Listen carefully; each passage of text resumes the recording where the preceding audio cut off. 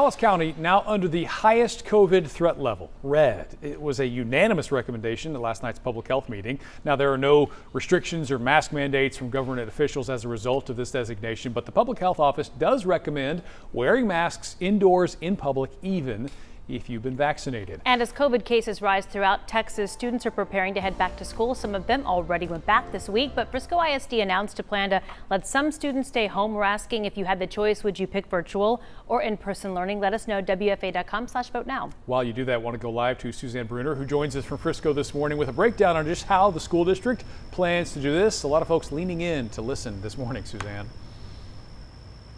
Yeah, and it seems like, according to that poll, it's a little split there, but virtual learning or in-person instruction, this is a decision that some parents here in Frisco are going to have to make here real soon because, as you just mentioned, Frisco ISD recently announced plans to launch a virtual online learning program at the start of this school year because of COVID-19. But here's the thing, it's going to only apply to certain students. So online learning will be offered to elementary students through 6th grade.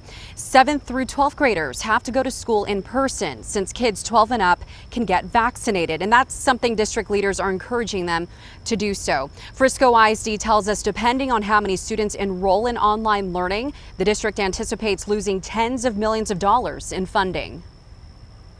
We get a lot of students, and this is a prolonged thing. It will start to have a financial impact on our district. We're very hopeful that at some point the legislature will come through and fund this.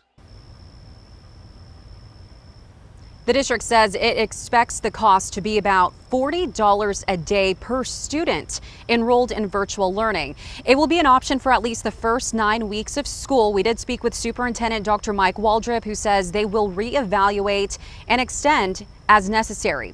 Now, time is running out to decide if your child is eligible or if you want them participating in online learning. You have until 11:59 p.m. Thursday, that's tomorrow night, to apply online. Now, we did reach out to several other school districts, Dallas, Fort Worth, Arlington, and Plano. None of them are offering anything similar to this. Dallas ISD is doing it does have one virtual academy, but again, this is not a district-wide online learning. Mark and Kara.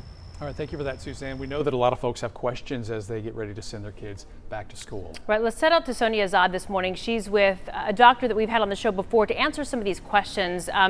Sonia, what are parents talking about? Yeah, I'm here with Dr. Mark Casanova, former president of the Dallas County Medical Society. Thank you for being here again. Absolutely. I want to just mention, what does it mean, the fact that we're in a high transmission area right now?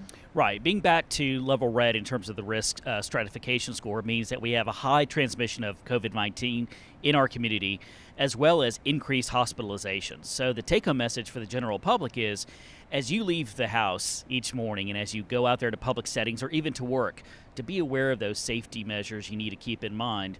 If you're not vaccinated, it's also a good opportunity, the prime opportunity, to go ahead and get that shot in your arm. Okay, let's get to some of these questions. First one, should elementary students who are too young to get a vaccine wear a mask? And will they be safe if a majority of their class is not wearing masks? The answer is they should wear a mask. American Academy of Pediatricians has been very clear on this. They should wear a mask. It will help to reduce the transmission amongst students. Children do fare better with COVID-19, but we've seen a dramatic increase in hospitalizations of our pediatric population.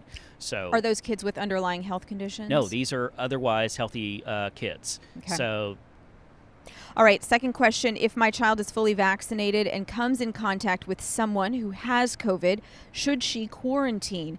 If so, for how long? So that's a great question, and that doesn't just apply to children. If you're vaccinated and you've had a known exposure to somebody who's COVID positive, you want to initially monitor your symptoms. At the earliest signs of symptoms, test. If you're positive, complete the quarantine for 14 days. If you're negative, you can return back to your normal activities.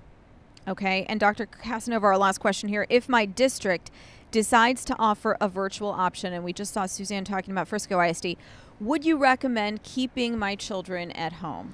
I think that's a personal question that the family has to do their own health risk assessment. If your child has underlying medical conditions and, of course, is under 12 and can't be vaccinated, that's a consideration to take into place.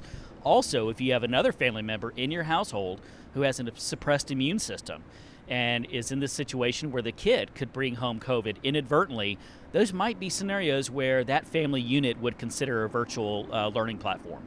Okay, Dr. Mark Casanova, thanks so much for your time today. Remember, if you guys have additional questions, we're always here to help you navigate this ever-changing situation. Back to you guys in studio. Yeah, definitely ever changing. Thanks, Sonia. Coming